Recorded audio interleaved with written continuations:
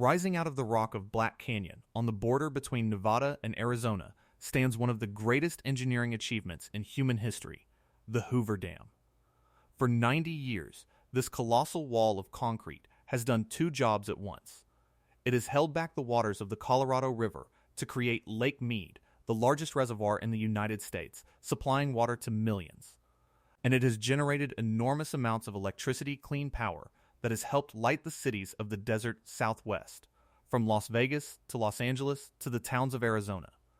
It is, in the truest sense, the dam that powers the Southwest. But something is going wrong, quietly and relentlessly, and it strikes at the very heart of what this dam was built to do. The Hoover Dam is running out of water to do its job. Not running out of water entirely, not yet, but running low on a very specific and crucial thing that it needs in order to make power. And as that thing dwindles, the dam is slowly, steadily losing its ability to generate the electricity the region depends on. This is the story of how one of the most powerful machines ever built is being disabled, not by age or damage, but by the simple, remorseless fall of the lake behind it, and what that means for the millions who rely on the power it makes. To understand what is happening, you first have to understand how a dam like this actually makes electricity, because the mechanism is beautifully simple. And its simplicity is exactly why it is now in trouble. A hydroelectric dam does not burn anything. It has no fuel in the ordinary sense, no coal, no gas, no uranium. Instead, it runs on gravity and water. Behind the dam, an enormous reservoir holds a vast quantity of water high above the river below. That stored water, sitting up high, contains what physicists call potential energy. The energy of position, the same energy that a boulder perched on a cliff possesses simply by being up high. When the dam operators want to make electricity, they allow some of that water to rush downward through great pipes built into the dam, called penstocks. As the water plunges down, it gains speed and force, and at the bottom it slams into the blades of massive turbines, spinning them with tremendous power. Those spinning turbines are connected to generators, and as they turn, they convert the motion into electricity, which then flows out across the power lines to homes and businesses hundreds of miles away.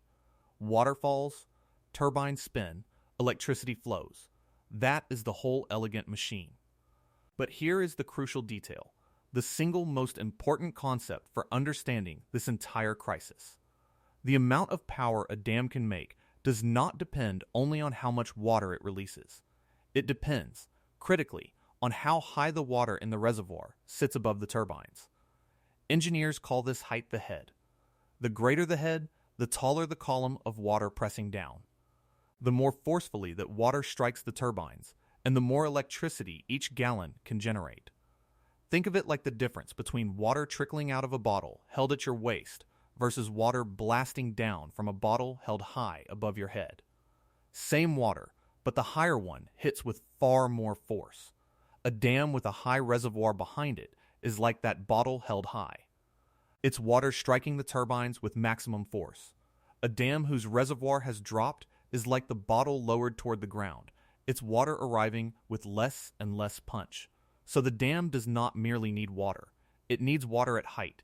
It needs a full, deep reservoir pressing down with all its weight. And that is precisely what the Hoover Dam is losing. This dependence on head is worth dwelling on, because it means the relationship between the reservoir's level and the dam's power is not a simple one-to-one exchange. It is not that losing 10% of the water costs you 10% of the power. The loss compounds in a more punishing way. As the lake drops, two things happen at once, and both reduce the power.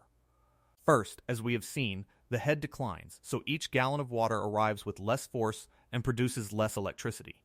But second, the turbines themselves become less efficient when operated outside the range of water pressures they were designed for, wringing even less power from the diminished flow.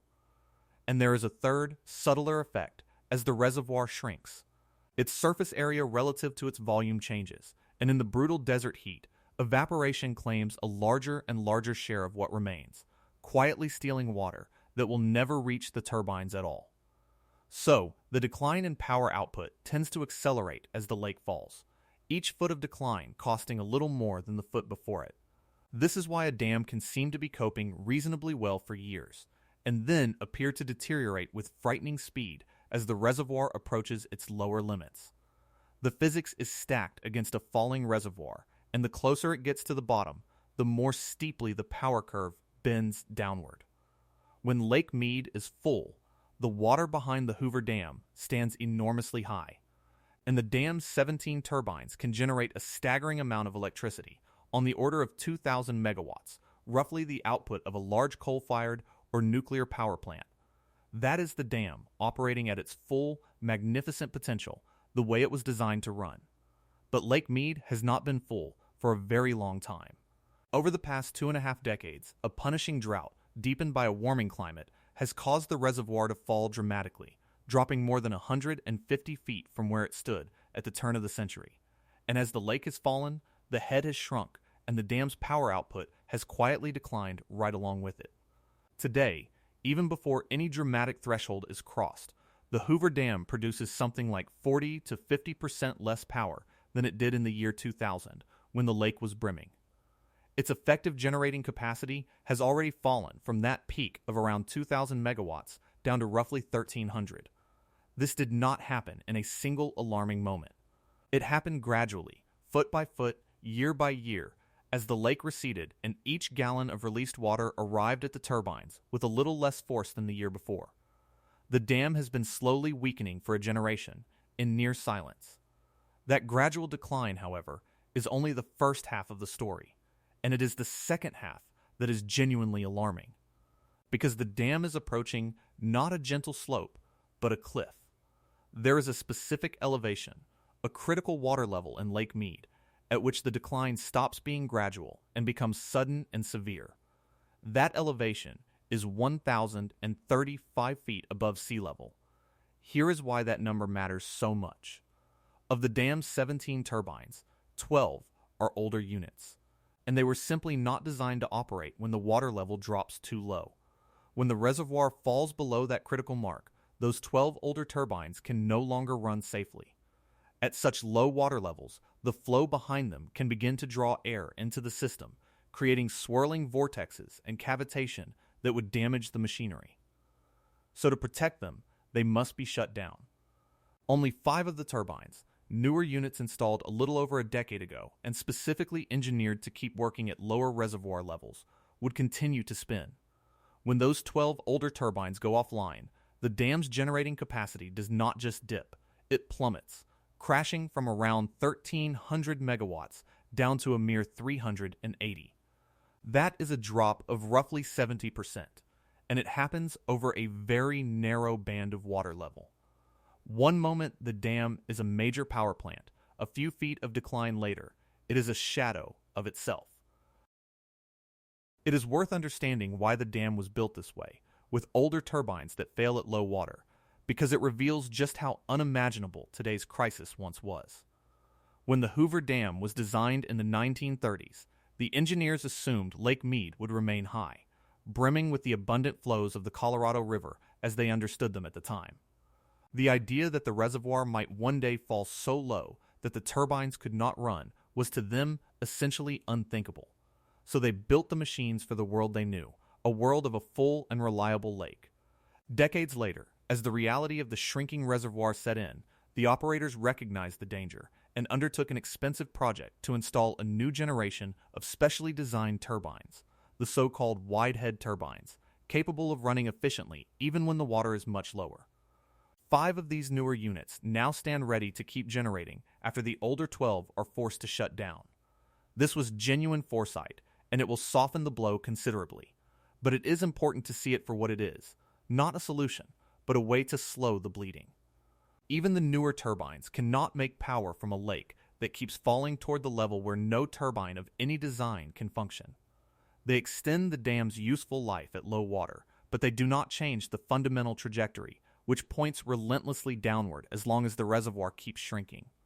And here is the part that transforms this from an abstract engineering concern into an urgent, present reality. Lake Mead is right now, as of the late summer of 2026, hovering at around 1,040 feet above sea level. that is less than 2 feet above its all-time record low, and only a handful of feet above that critical 1,035-foot threshold where the power cliff waits. The reservoir has been falling steadily, in recent stretches dropping by roughly a foot every few days. At that pace, the gap between the current level and the cliff is measured not in years, but in feet, and potentially in months. Federal water managers have projected that Lake Mead could breach that critical threshold sometime within the coming year, perhaps as early as this very autumn, perhaps holding off until the following spring, depending on the weather, the releases from upstream, and the relentless summer evaporation. Federal officials have already signaled plans to reduce the dam's power output significantly in the near term, a reduction that would land at the worst possible moment during the peak of the desert summer when air conditioners are running flat out and demand for electricity is at its highest. The dam is teetering right at the edge of its cliff. To picture how narrow the margin has become, consider that the entire buffer between today's lake level and the 70% power collapse is a band of water just a few feet thick. In a reservoir that once stood well over 100 feet higher, a few feet is almost nothing, a margin the desert sun can erase through evaporation alone over a hot summer. Water managers now watch the daily readings on Lake Mead the way one might watch a patient's vital signs, because every few days of falling water brings the cliff measurably closer. Decisions made hundreds of miles upstream about how much water to release from Lake Powell ripple down and directly affect how fast Mead falls toward the threshold. The fate of the Southwest's power now hinges on a contest of inches.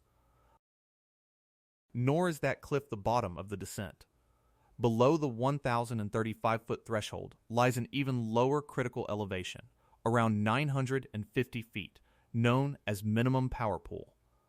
That is the level below which the water is simply too low to turn any of the turbines at all, at which point the Hoover Dam would stop generating electricity entirely. Its power-making function shut down completely, and below even that, around 895 feet, lies what is called dead pool, the level at which water can no longer pass through the dam's outlets at all, at which point the dam can neither make power nor deliver water downstream. The dam's death, in terms of its function, comes in stages, each one a lower rung on a ladder descending into failure. First, the gradual weakening that has already occurred, then the 70% cliff, now dangerously close, then the total loss of power at minimum power pool, and finally, in the darkest scenario, the loss of the ability to pass water at all. The Hoover Dam is currently poised near the top of that grim ladder, looking down. So who actually feels this loss of power, and how much does it matter? The answer is that a great many people depend on Hoover's electricity, more than most realize.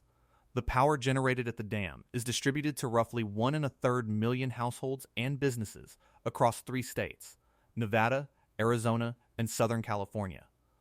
The single largest customer is the enormous water agency that supplies much of Southern California, but the power also flows to cities across the region and, critically, to a number of smaller, rural electric providers.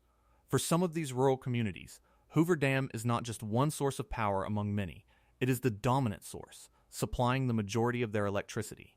When the dam's output falls, these customers cannot simply do without.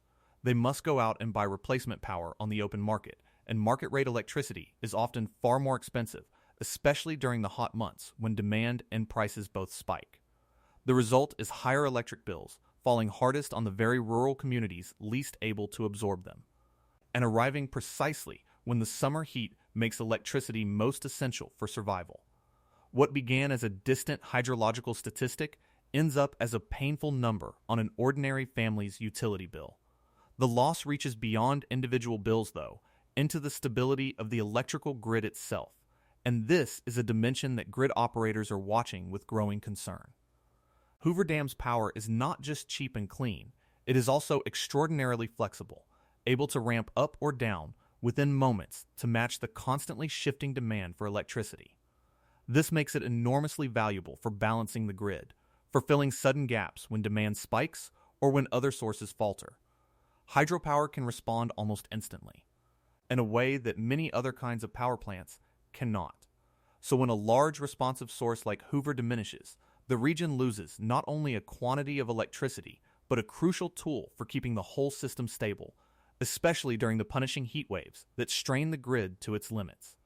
The organizations responsible for the reliability of the Western power grid have begun running detailed simulations of what a sharply reduced Hoover Dam would mean, trying to understand how the loss of that flexible generation might interact with other stresses, such as extreme heat, wildfire, and surging air conditioning demand, all of which tend to arrive together in the worst summer conditions. A single one of these stresses is manageable. The fear is what happens when several strike at once, and one of the region's most dependable shock absorbers has been weakened at exactly that moment. The dam's decline, in other words, does not just subtract power, it removes a layer of resilience from a grid that increasingly needs all the resilience it can get. There is also a cruel and telling irony buried in this decline, one that captures the tangled nature of water and power in the West. The electricity that the Hoover Dam generates is used, among many other things, to help pump water across the region, to lift Colorado River water up and over mountains and carry it to the coastal cities of Southern California. In other words, the dam's power helps move the very water that the region depends on. So as the dam makes less electricity, it undermines the system that distributes water, at the same time that the water crisis is what is causing the dam to make less electricity in the first place. Water and power are locked together in a downward spiral, each shortage feeding the other. The falling lake cripples the power, and the crippled power makes it harder and costlier to move what water remains. It is a vicious circle, and the Hoover Dam sits right at its center, both victim and unwillingly an amplifier of the crisis. Now, in the interest of accuracy, it is important not to overstate the situation or slip into melodrama, because the reality, while serious, is more nuanced than pure catastrophe. The Hoover Dam is not dead, and it is not about to die. Even after the dramatic cliff, when the 12 older turbines shut down, the 5 newer turbines will keep running, continuing to generate a meaningful, if much reduced, amount of power. Those newer units were installed precisely because engineers anticipated this problem and wanted the dam to keep working at lower lake levels. They are a genuine, if partial, safeguard. Moreover, the exact timing of the cliff remains uncertain, dependent on the whims of weather. A genuinely wet winter with heavy snowfall in the Rocky Mountains could raise the lake and push the threshold further into the future, buying time. So the honest picture is not that the dam is on the verge of going dark forever, but that it is losing its power, generating strength in stages, that it has already lost a great deal of it, and that it stands right at the edge of losing most of the rest. Running out of water to do its job does not mean the machine suddenly stops. It means the fuel that drives it, the height of the water, is steadily draining away, and no amount of engineering brilliance can make power from water that is not there. And that points to the deepest meaning of the Hoover Dam's predicament, which is really a meaning about the limits of human power over nature. When it was built during the depths of the Great Depression, the dam was celebrated as a triumph of human mastery, proof that people could tame even a wild and mighty river, bend it to their will, and extract from it both water and electricity on demand. Forever, for most of a century, that promise seemed to hold. But the dam was never truly in control of the river. It was only ever in control of the water the river chose to provide. The concrete of the dam is as strong as ever. Its turbines are sound, its structure magnificent and enduring. Nothing about the machine itself has failed. What has failed is the assumption underneath it, the assumption that the lake behind it would always be full, that the river would always deliver enough water to keep the head high and the turbines spinning. The dam is a perfect machine slowly being unplugged, not by any flaw in its design, but by the quiet retreat of the water it was built to command. Nature, it turns out, still holds the final say. In the end, the Hoover Dam stands today as something profound and a little haunting, a monument that still looks exactly as powerful as it ever did, while its actual power quietly ebbs away. Drive out to Black Canyon, and the dam is as awe-inspiring as on the day it was finished, its vast, curved face soaring up from the river, a testament to human ambition. But behind it, the lake that is the true source of its strength has shrunk to a fraction of its former self, ringed by pale bands of exposed rock hundreds of feet high, marking where the water used to reach. The dam has not crumbled. It has not broken. It has simply been left, more and more, without the one thing it needs.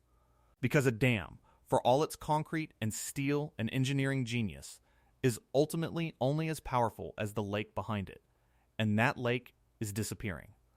The dam that powers the Southwest is running out of water to do its job, and unless the river that feeds it somehow returns to its old abundance, which the science suggests it will not, the greatest hydroelectric machine of its age will slowly fade from a mighty power plant into something else, a beautiful, enduring monument to a wetter world that is no